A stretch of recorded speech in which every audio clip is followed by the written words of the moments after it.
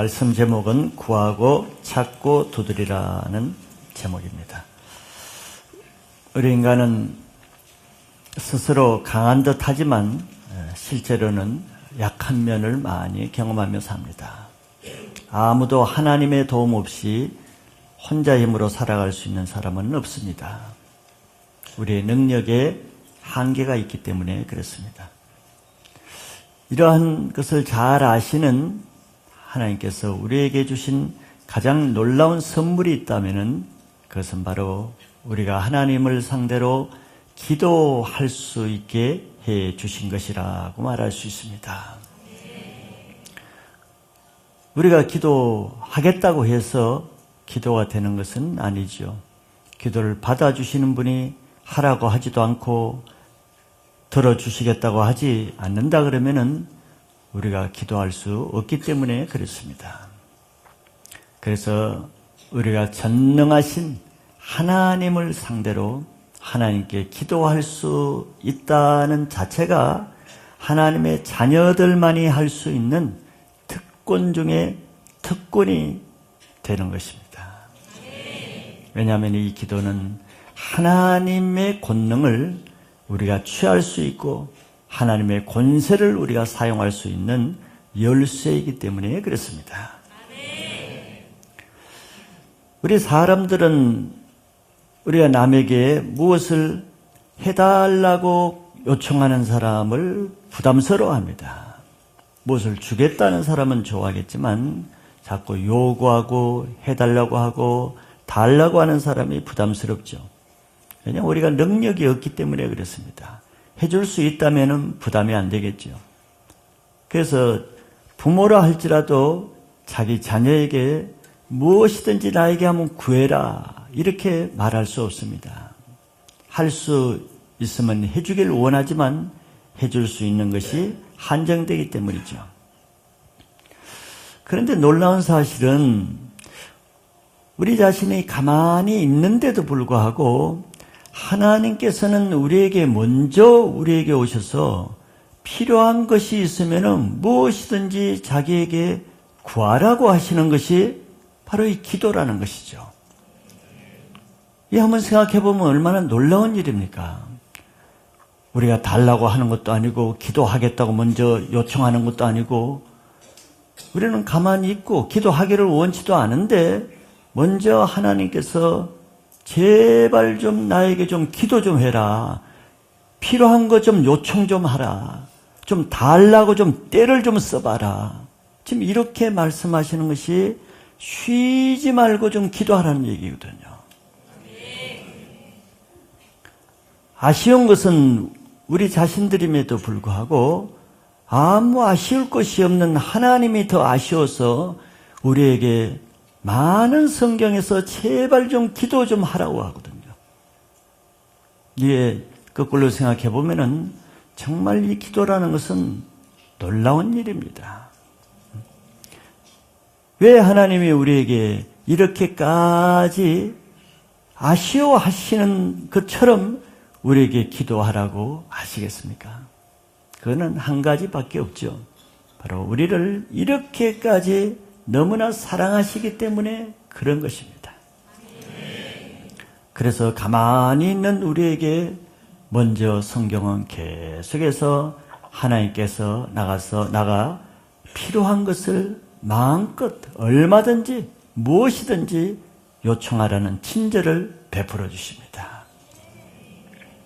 왜 하나님은 자기의 사랑하는 자녀에게 무엇이든지 도와주길 원하고 좋은 것이 있으면 다 주길 원하고 자녀가 원하는 것이 있으면 마음껏 주기를 원하시는 그 하나님 아버지의 마음이 있기 때문에 그러시죠.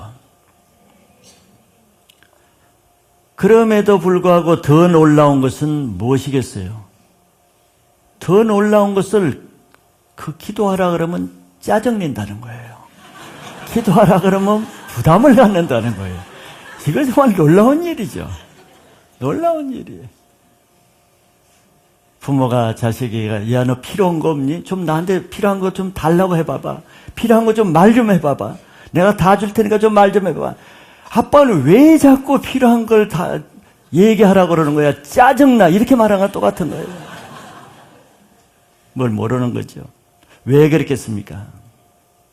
사단은 이 기도에 엄청난 특권과 권리를 하나님의 자녀들이 가지고 있는 것을 시기하고 미워하기 때문에 사단이 그것을 반대로 부담으로 여기고 나쁜 것으로 여기고 그것이 짐으로 여기고 힘든 것으로 여기게끔 변질시켜 놓은 것이죠.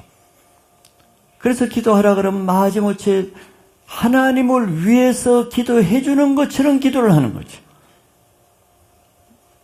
이건 정상적이 아니죠. 우리는 사단의 속임수에 다 빠져 있는 것입니다.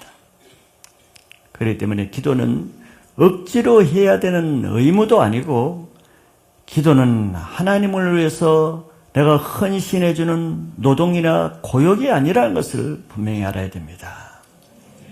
기도는 우리를 향한 하나님의 뜨거운 그 사랑에 대한 우리의 반응입니다. 그러므로 기도는 감사함으로, 감격함으로, 하나님의 은혜에 감사함으로, 하나님의 사랑에 반응하는 기쁨으로 해야 그 기도를 하라고 하신 하나님의 마음에 합한 행위가 되는 것이죠. 네, 하나님은 이렇게 기도하라고 하십니까? 하나님은 자기 자녀가 이 세상에서 궁핍하게, 초라하게, 나약하게, 무기력하게 사는 것을 원치 않기 때문이죠. 만왕의 왕이신 하나님의 자녀답게 능력 있고 권세 있고 넉넉하고 풍성하며 힘있게 사는 것을 원하기 때문에 그렇게 살 수 있는 모든 것을 줄 테니까 기도하라는 것입니다. 이 하나님의 마음을 믿음으로 받으시기 바랍니다. 그래서 오늘 이 기도라는 말씀을 통해서 기도하는 삶을 통해 실제적으로 하나님 나라의 풍성한 삶을 하나님의 뜻대로 누리시는 신앙이 되시기를 바랍니다. 첫째, 기도하라는 내용을 한번 보고자 합니다. 하나님은 우리를 사랑하시기 때문에 우리가 구하는 것을 다 주시기를 원하십니다. 왜? 하나님은 그렇게 하실 수 있는 능력이 있기 때문에 그렇게 말씀하시는 거죠. 세 가지로 말씀을 하시는데 첫째는 구하라고 말씀하십니다.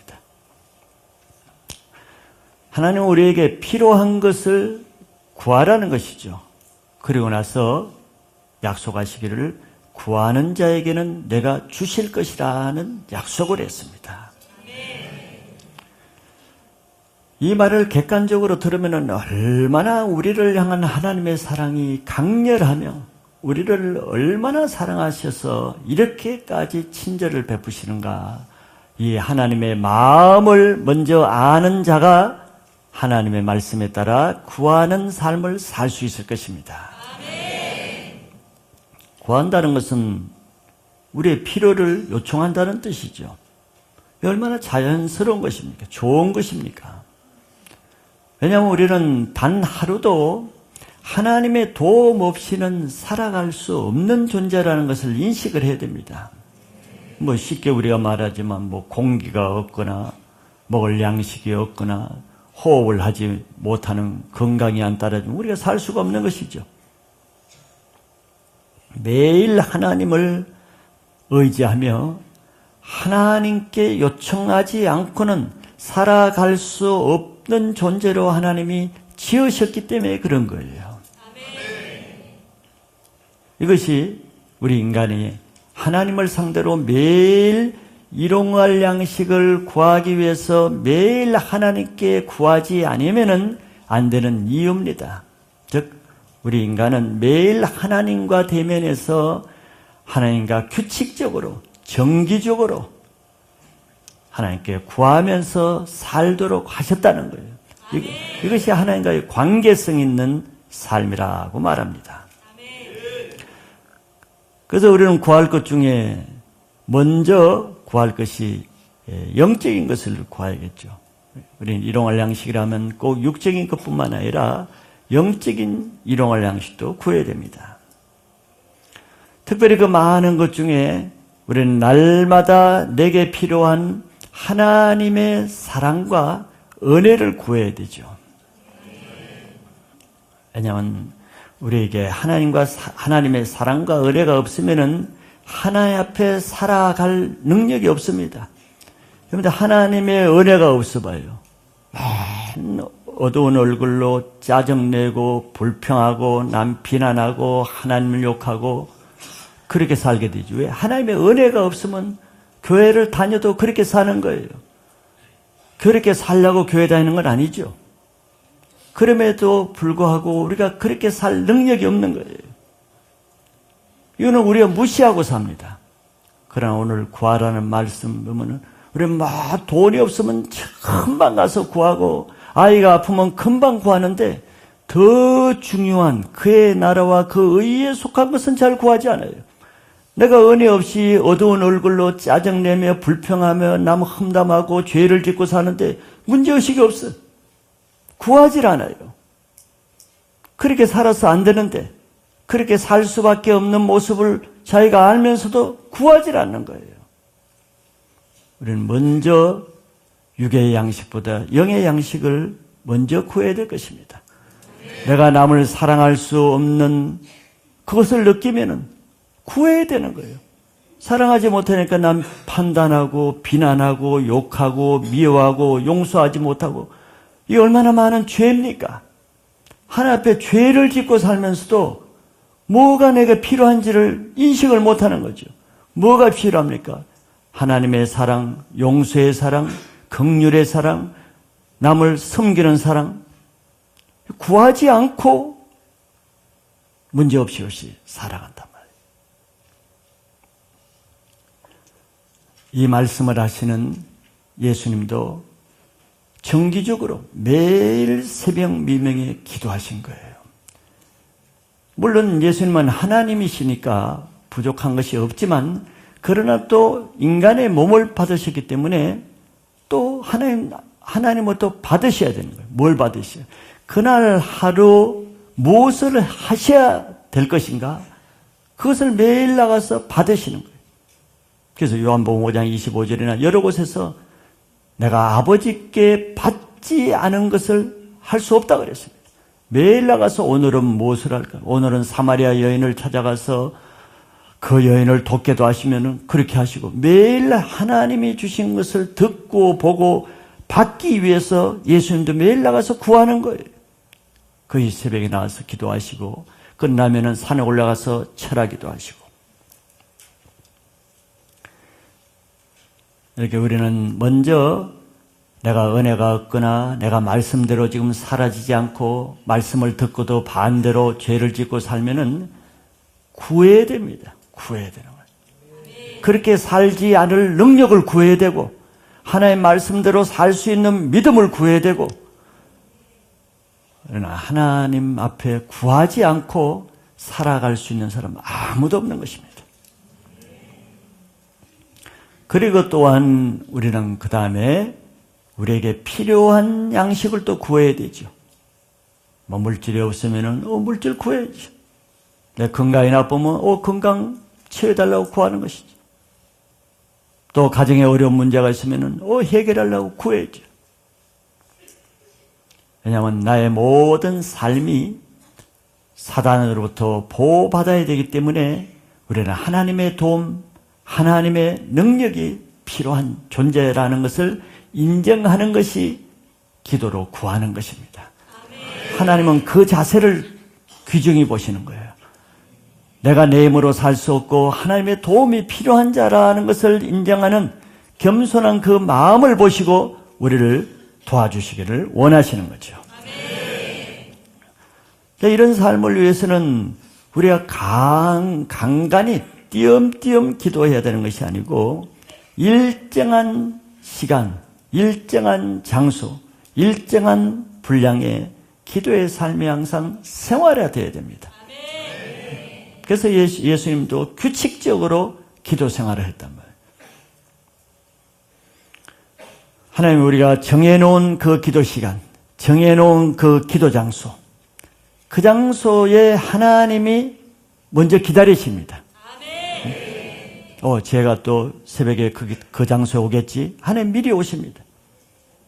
제가 또 그 시간에 새벽 5시면 그 시간에 기도하는 시간이지 하나님 미리 와겠어요. 예전에 우리 원종석 원사님 간증해 보면 그런 내용이 실제로 나옵니다. 새벽 기도, 고등학교 때 새벽 기도할 때 하나님이 자기가 그 시간에 오시는 걸 아시고 그 시간에 찾아오셔서 자기를 만나 주신다는 거예요. 이런 규칙적인 기도 생활을 통해서 우리의 삶이 풍성해지고 우리의 삶에 하나님과 더 가까워지게 하기 위해서 필요한 것이 있으면 구하라고 하시는 거예요.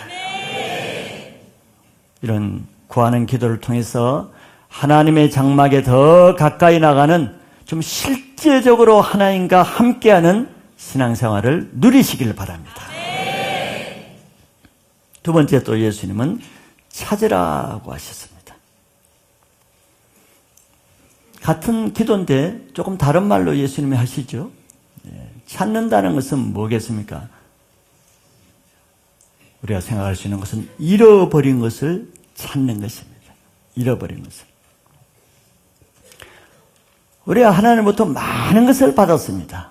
건강도 받고 믿음도 받고 은혜도 받고 은사도 받고 기쁨도 받고 자유함도 받고 능력도 받고 많은 것을 받았죠. 그런데 그것이 저절로 유지가 되지 않습니다. 믿음이 없어지고 죄를 지으면은 사단이 합법적으로 그걸 빼앗아가거든요. 강탈해가고 훔쳐간단 말이지. 그러면 예수를 믿고 처음에는 뜨겁게 예수를 믿고 나서도 나중에 초라하고 무기력하고 연약한 모습으로 교회를 다니게 되죠. 왜? 잃어버렸으니까. 좋은 걸 다 빼앗겼으니까. 그럼 그것을 아는 사람에게 주님은 지금 너 다시 찾으라. 그 잃어버린 채로 초라하게 살지 말고 다시 찾으라 그러는 거야. 주님의 첫사랑을 찾으라 말이지. 이 찾으라는 단어는 누가복음의 15장에 나오는 예수님의 비유에서 10드라크마를 가진 여인이 한 드라크마, 한 동전을 잃어버렸을 때 어떻게 찾습니까?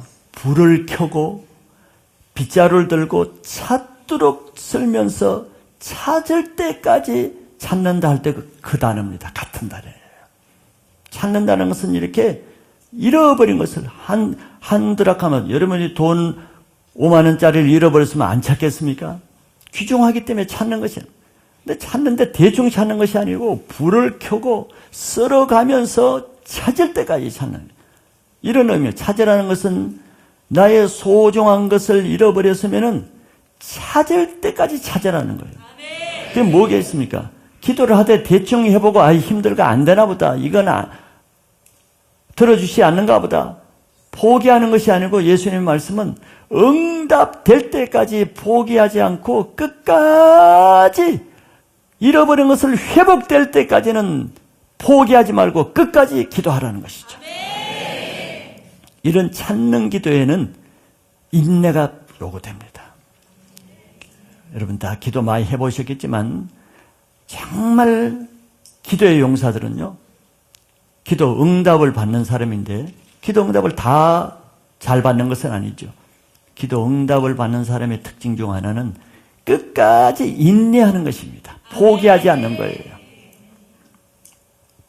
우리는 이렇게 하나님이 다 처음에는 많은 은혜를 주고 간정을 하고 하나님 앞에 아름답고 기쁘게 살았는데 어느덧 그 기쁨이 서서히 없어지고 어느덧 그 헌신적인 열정이 없어지고 어느덧 그 아름다운 모습이 없어지면은 그 경각심을 가지고 하나님의 말씀을 들어야 됩니다. 너 찾으라. 너 왜 잃어버리고 그렇게 살고 있느냐. 너 찾으라고 말하는 거예요.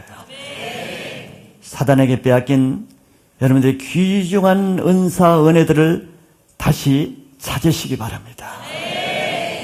그래서 그로 인해서 잃어버린 기쁨을 다시 찾고 감사를 다시 찾고 은혜도 다시 찾고 사랑을 다시 찾아서 하나님 앞에 이전보다는 더 나은 신앙을 하셔야 됩니다. 그래서 하나님의 말씀을 꿀같이 받던 말씀의 은혜를 다시 찾고 성령의 기름 부으심의 능력의 은사를 다시 회복하길 바랍니다. 왜 찾으라 그럽니까? 그래야 하나님 앞에 권세 있는 하나님의 자녀로 살아갈 수 있기 때문에 찾는 기도를 하라는 거예요. 사단 원수 마귀는 우리의 좋은 것을 늘 틈타면서 빼앗고 훔치려 합니다. 그래서 우리 재정을 빼앗아가고, 재정이 빼앗겼으면 재정을 찾는 기도를 하면 되는 거예요. 우리 가정을 파괴해서 가정의 평화를 빼앗아갔으면 그것을 울며 한탄할 것이 아니라 가정의 회복과 평화를 위해서 찾는 기도를 해야 되는 거예요. 건강하던 건강을 빼앗겼으면 나약하게 약이나 먹고 살 것이 아니고 건강을 회복하는, 다시 찾아오는 찾는 기도를 하시기 바랍니다. 그리고 여러분들이 맡겨주신 영혼들이 세상으로 죄로 빼앗겨갔으면 다시 영혼을 찾아오는 기도를 금을 통해서 하시기 바랍니다. 그래서 올해는 그동안 여러분들이 잃어버린 것조차도 잊어버리고 살았던 모든 빼앗긴 하나님의 거룩한 것을 다시 찾아오는 회복의 해가 되시기를 바랍니다. 세 번째는 두드리라고 말씀하시죠. 두드리는 것은 문을 두드리는 것이죠. 문을 왜 두드리겠습니까? 문이 안 열려 있고 닫혀 있기 때문에 두드리는 것이죠. 닫힌 문을 열기 위해서 두드리는 거예요. 더구나 그 닫힌 문이 하늘의 왕궁이나 꼭 내가 들어가지 않으면 안 될 문이라면은 두드려야 되죠. 언제까지? 열릴 때까지 두드려야 되는 것이죠. 문이 닫혔다고 안 되네 포기하는 자는 문으로 못 들어갑니다. 문을 열어줄 때까지 계속 두드리는 자가 들어가는 것이죠. 이게 우리의 기도의 태도입니다. 조금 뭐 어려움이 있으면 아유 안 되나 보다 포기하고 두드릴 생각도 안 하고 발걸음을 돌려돌아가고, 이 태도를 보시는 거예요. 그런 태도를 가진 우리에게 그러지 말고 문이 있으면 두드리라는 거예요.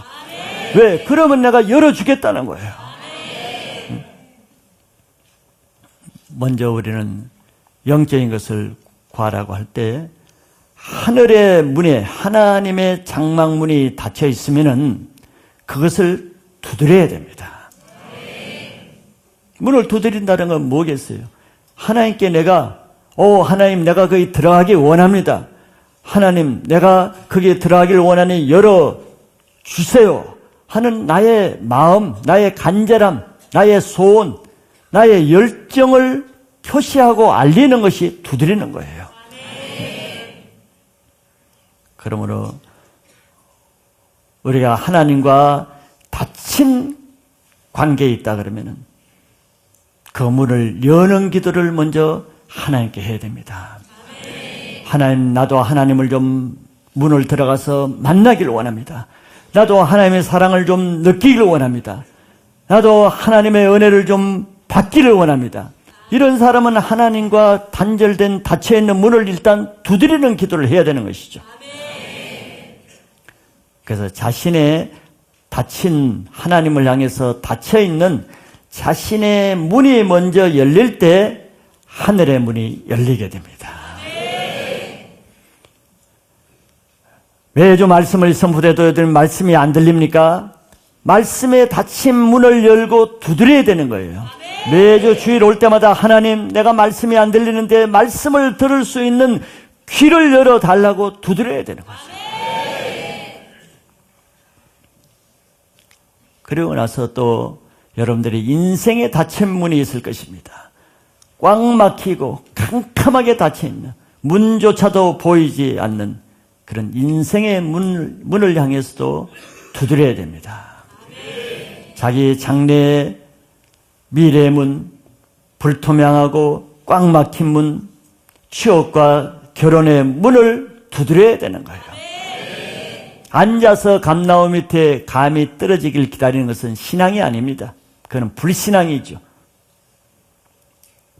그래서 여러분들이 두드리는 것마다 하나님의 약속대로 형통의 문이 열리길 바랍니다. 두드리는 자에게 여러분들 비전의 문이 열리고 전도의 문이 열리고 선교의 문이 열리고, 그래서 닫힌 민족의 통일의 문이 열리는 데까지 문이 있는 것마다, 막힌 것마다, 닫힌 것마다 두드리는 자가 되시길 바라요. 예수님은 그 비유를 또 누가복음에서 친구에게 떡 3덩이를 구하기 위해서 한밤중에 문 두드리면 안 되는 시간이죠. 실례죠. 예의가 바른 사람들은 두드리지 못할 거예요. 그런 사람이 있는 것을 알고 예수님이 일부러 그 비유를 하는 거예요. 새벽이라도 네가 너 떡 먹기 위해서가 아니라 너의 친구, 방문한 배고픈 친구를 먹이기 위해서 밤중에 친구 집에 가서 새벽에 문을 두드리면서 내 친구가 왔으니 떡 3덩이만 나에게 좀 빌려달라. 떡 3덩이. 양식입니다. 영의 양식을 이 영혼에게 먹이기 위해서라면은 내가 체면을 불구하고 친구의 집에 들어가서 문을 두드리면 열릴 때까지, 열어줄 때까지 두드리라는 것이 예수님 말씀입니다. 오늘 여러분들이 닫혀 있다고, 막혀 있다고, 보이지 않는다고 한탄하고 불평하는 인생이 아니라 여러분들이 닫혔던 신앙과 인생의 문을 여는, 두드리는 해가 되시기 바랍니다. 그런 자가 하나님의 장막에 들어갈 수 있습니다. 그 두 번째는 기도 응답의 근거에 대해서 예수님이 또 부언 설명을 해 주십니다. 8절에서 11절 말씀은 앞의 말씀이 얼마나 근거 있는 말인가. 즉 기도해야 되는 근거, 기도를 들어줄 수밖에 없는 이유들을 예수님이 설명해 주시는 거예요. 기도하라 그래도 기도 안 할 사람이 많을 것을 알고 기도 어떻게든지 기도 좀 하기 위해서 주는 확신을 주는 거예요. 거꾸로 우리가 이렇게 해야 되는데 사실은 반대로 하나님이 이렇게 우리에게 주고자 애쓰시는 하나님의 마음을 아는 사람이 기도하게 되는 것이에요. 한마디로 말하면 주님이 우리에게 기도하라고 하시는 동기, 이유, 목적은 주겠다는 것입니다. 주겠다는 거예요. 안 주겠다는 게 아니라는 거예요. 믿으시죠, 여러분들? 하나님이 기도하라는 것은 기도만 하고 고생만 시키고 안 주고, 이거는 사단이나 하는 것이죠. 하나님은 그게 아니고 주기 위해서 기도하라고 하니까 기도하라는 거예요. 이것이 기도하는 자에게 주시는 하나님의 놀라운 축복이죠. 우리는 기도할 자격도 없습니다. 하나님 맨날 원망하고 불평이나 하고 예배도 제대로 드리지도 않고 하나님의 말씀대로 살지 않고, 여러분들 자녀가 그런 자녀에게 맨날 놀긴 하고 말 안 듣고 말씀만 피우는 자녀에게 너 필요한 건 나한테 다 얘기하라, 그럴 아버지가 있겠어요? 우리가 그런 모습이거든. 하나님께 잘하는 것도 없어요.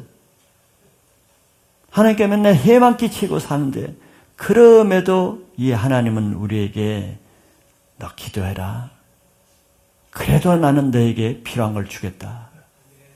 이유가 뭐겠어요? 사랑하기 때문입니다. 우리가 잘하기 때문에 들어주신다는 게 아니에요. 그럴 때 우리는 잘하지 못할지라도 기도할 용기를 가질 수가 있는 거예요. 위축될 필요가 없습니다. 내가 기도할 자격이 있나? 자격 없는 걸 아시고 기도하라고 하신 거예요. 그렇기 때문에 기도할 수 있는 이것이 이 세상의 다른 어떤 것을 소유하는 것보다 더 큰 축복이요 권세라는 것을 아시기 바랍니다. 하나님께서 이런 엄청난 권세를 주셨음에도 불구하고 이것을 사용하지 않는 채 하나님을 원망하고 하나님께 나에게 은혜 안 주신다고 불평하는 사람들이 얼마나 많습니까? 이게 하나님 편에서 보면 너무 어처구니 없는 것이죠. 말이 안 되는 불평이죠. 기도하면 다 주겠다 그러는데도 기도는 안 하고 뭘 안 주고 뭣도 안 해주고 뭣도 없고 불평하고 앉아요. 말이 안 되는 거죠. 왜 이렇게 기도하면 모든 것을 준다고 하는데도 기도 안 하겠습니까? 바로 사단이 그것을 회방하기 때문이죠. 거짓으로 다른 생각으로 하나님을 불신하게 하고 기도하지 못하게 방해하기 때문에 그렇습니다. 우리는 하나님이 나를 얼마나 사랑하시는가, 이 아버지의 사랑을 믿을 때 우리는 기도를 하게 되고, 그런 사람은 기도를 하면서도 하나님이 반드시 주실 것이라는 것을 의심하지 않고 믿게 됩니다. 주님이 삼중으로 그것을 확신을 주시고자 거듭거듭 말씀하고 있죠.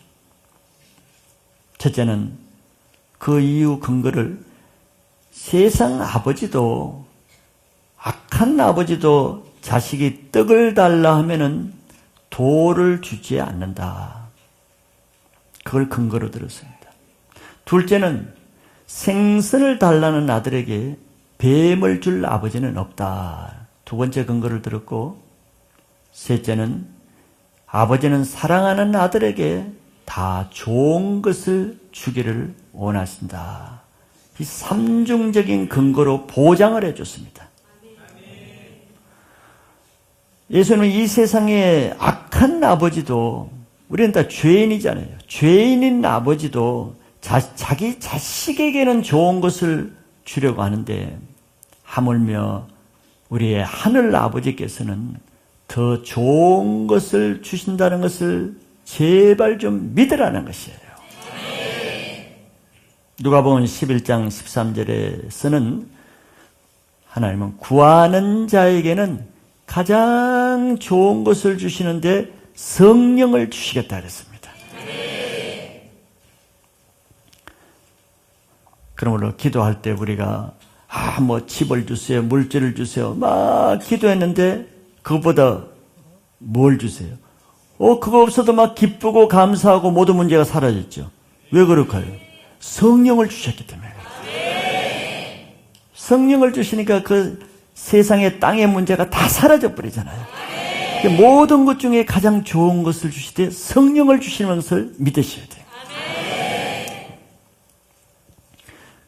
그렇기 때문에 기도하는 사람은 먼저 하나님 아버지가 나를 사랑하신다는 것을 믿어야 됩니다. 이게 기도의 근거가 되는 거예요. 하나님 나를 사랑하시지 않는데 내가 기도할 때 얼마나 힘이 없겠습니까? 의심이 들겠죠. 불신이 들겠죠. 기도할 마음이 잘 안 나겠죠. 지금 예수님은 계속해서 하늘 아버지가 너희를 얼마나 사랑하시는 것을 계속 강조하시는 이유가 뭐예요? 그래야 끝까지 중도에 포기하지 않고 끝까지 기도할 수 있는 힘을 가지기 때문에 그렇습니다. 둘째는 기도할 때 가져야 될 확신은 내가 기도하는 것은 하늘 아버지가 반드시 응답해 주신다는 약속을 믿음으로 해야 됩니다. 이것에 또 의심을 하면은 하다가 힘들면 포기해주고 금방 응답이 안 되면은 의심하고 포기하고 기도가 끝까지 응답하지 못하는 것은 이 두 가지. 하나님이 나를 사랑하신다는 것. 그 사랑하신 아버지가 내가 하는 이 기도 다 들으시고 반드시 응답한다는 믿음이 흔들릴 때는 기도를 끝까지 못하게 되는 거예요. 마가복음 11장 24절에 예수님이 이런 말씀을 하셨습니다. 그러므로 내가 너희에게 말하노니 무엇이든지 기도하고 구하는 것은 받은 줄로 믿어라. 그리하면 너희에게 그대로 되리라. 놀라운 말씀이죠. 이미 받은 줄로 믿으라 그랬어요. 근데 그 뒤에 말씀이 더 놀랍잖아요. 받은 줄로 믿으면은 그리하는 사람만이 그 사람에게 그대로 된다는 거예요. 기도하고 받은 줄로 믿지 않고 자꾸 의심하는 사람은 그대로 안 되는 거예요. 그래서 기도에는 믿는 자에게는 내 기도가 이미 하나님이 받으셨다는 그 믿음, 하나님에 대한 신뢰, 하나님이 나를 사랑하신다는 그 믿음을 가지고 기도한 사람은 나중에 그 믿음의 실상이 나타나 준다는 말씀입니다. 마지막 세 번째는 기도의 원리에 대해서 마무리를 하고 있습니다. 우리가 흔히 12절 말씀은 앞의 말씀과 별개로 생각하는데 별개가 아닙니다. 왜냐하면 그러므로라고 하는 접속사를 사용하기 때문에 앞의 말씀의 결론 부분이에요. 예수님은 그러므로 무엇이든지 남에게 대접을 받고자 하는 대로 너희도 남을 대접하라. 이것이 율법이요 선지자니라고 기도에 대한 말씀을 마무리합니다. 왜 그러므로라는 말씀을 썼을까요? 별로 연관이 없을 것 같은데 이거하고. 그러나 이것이 중요한 것이죠. 여기서 기독교에서는 흔히 황금률이라고 이렇게 말하기도 하죠. 그러므로라는 말은 앞의 말대로 하나님께서 우리가 구하는 대로 다 주시겠다고 했잖아요. 그러므로 너희도 하나님의 이 원리로, 이 마음으로 너희도 그렇게 행하라는 거예요. 왜냐하면 이 기도는 앞에 말씀하신 이 기도에 대한 말씀은 우리를 향한 하나님의 마음을 나타낸 것입니다. 즉 하나님은 우리를 얼마나 사랑하시는지, 얼마나 우리를 도와주길 원하시는지, 얼마나 우리가 잘 되길 원하시는지, 얼마나 죄인인 우리를 끔찍히 사랑하시는지, 죄인을 향한 그 하나님의 마음을 잘 나타낸 것이 이 기도에 대한 말씀이죠. 그래서 실제로 하나님은 우리를 너무 사랑하시기 때문에 죄인에게 가장 필요한 것, 죄인이 꼭 받아야 되는 우리의 구주이신 예수 그리스도를 우리에게 주셨단 말이죠. 즉 우리가 하나님을 사랑하기 전에 먼저 죄인인 우리를 얼마나 사랑하시는가를 자기의 가장 소중한 독생자 자기 아들 예수 그리스도를 우리 죄를 없애게 하기 위해서 선물로 주신 거예요. 예. 구하지 않았는데도 먼저 주시는 거예요. 그러면 여기 그러므로라는 말이 무슨 말입니까? 그러므로 너희도 이러한 하나님 아버지의 사랑의 마음을 가지고 행하라는 것이죠. 이것이 하나님의 모든 율법과 선지자들이 쓴 성경의 핵심 중심이기 때문에 그렇습니다. 모든 율법의 요점은 하나잖아요. 첫째는 하나님의 사랑이고 둘째는 이웃사랑, 사랑입니다.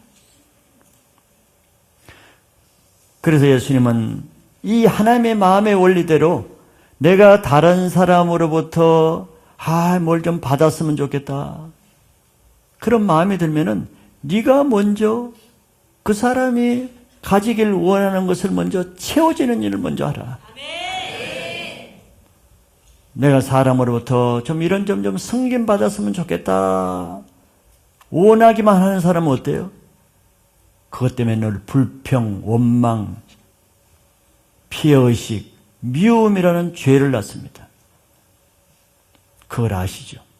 그래서 하나님은 네가 정말 다른 사람으로부터 네가 아플 때 위로받기를 원하고 부족할 때 승진받기를 원하고 힘들 때 위로받기를 원하느냐? 네가 그런 마음이 있으면은 먼저 네가 다른 사람을 한번 살펴봐라. 지금 위로가 필요한 사람이 있는가? 승김이 필요한 사람이 있는가? 도움이 필요한 사람이 있는가? 네가 먼저 그 사람을 섬겨봐라. 이런 내가 다른 사람으로부터 이해받기를 원하고 좀 더 존중받기를 원한다면은 네가 먼저 다른 사람을 비판하지 말고 판단하지 말고 미워하지 말고 네가 먼저 그 사람을 이해하려고 해보고 그 사람을 존중해보라는 것이에요. 이것이 모든 성경의 율법과 선지자들이 말한 하나님의 마음이라는 것입니다. 그래서 하나님은 우리에게 너 필요한 거 있느냐? 구해봐라. 너 위로받을 거 있니? 나한테 구해봐라. 너 내가 도와줄 거 있니? 나한테 좀 찾아봐라. 하나님은 우리가 가만히 있는데 우리의 필요를 아시고 먼저 필요한 것을 주시겠다는 거예요. 그러므로 이런 뜻입니다. 그러므로 너희도 무엇이든지 남에게 대접을 받고자 하는 대로 너희도 남을 대접하라는 거예요.